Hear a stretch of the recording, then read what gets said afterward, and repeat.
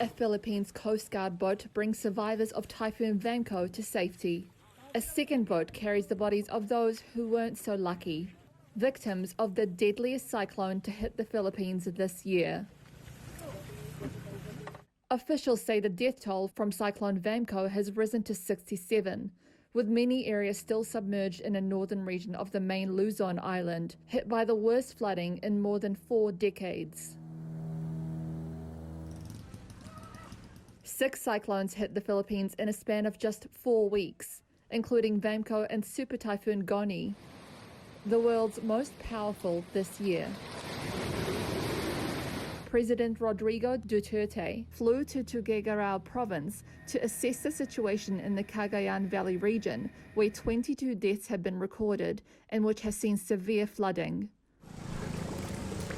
During a briefing, Cagayan Governor Manuel Mamba said that this is the worst flooding we had seen in the last 45 years, adding, "We see that it is worsening every year."